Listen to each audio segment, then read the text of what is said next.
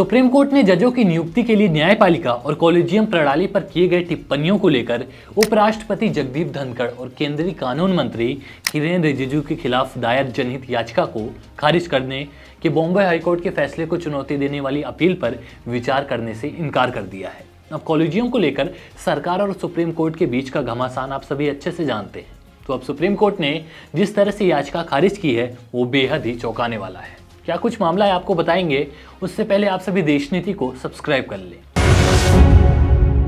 देश नीति, केवल सच्ची और पक्की खबरें। उपराष्ट्रपति जगदीप धनखड़ और केंद्रीय कानून मंत्री किरेन रिजिजू के खिलाफ याचिका सुप्रीम कोर्ट ने खारिज कर दी है। बॉम्बे लॉयर्स एसोसिएशन नामक की संस्था ने कहा था कि दोनों ने सुप्रीम कोर्ट के सम्मान के खिलाफ बयान दिए हैं, इसलिए संवैधानिक पद पर रहने के योग्य नहीं है। इससे पहले बॉम्बे हाईकोर्ट ने भी ये याचिका खारिज की थी। सुप्रीम कोर्ट ने सोमवार 15 मई को कहा कि हाईकोर्ट ने सही किया था, आपको यहाँ अपील दाखिल करने की कोई ज़रूरत नहीं थी।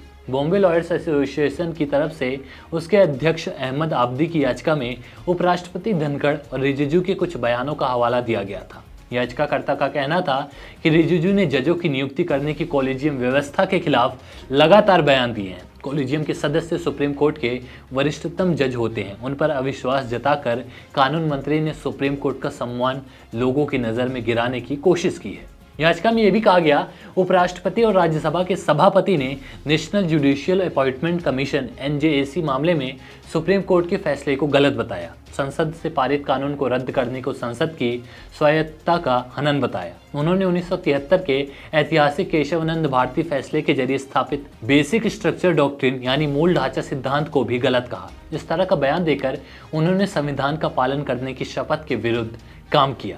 इस साल 9 फरवरी को बॉम्बे हाईकोर्ट के कार्यवाहक चीफ जस्टिस संजय गंगापुरवाला और जस्टिस संजीव मारने की बेंच ने इस याचिका को खारिज किया था। जजों ने कहा था कि सुप्रीम कोर्ट के प्रति लोगों के विश्वास को कुछ बयानों से कम नहीं किया जा सकता। किसी संवैधानिक पद पर बैठे व्यक्ति को हटाने की मांग भी गलत है। उसे इस तरह कोर्ट में याचिका दाखिल कर हटाया नहीं जा सकता।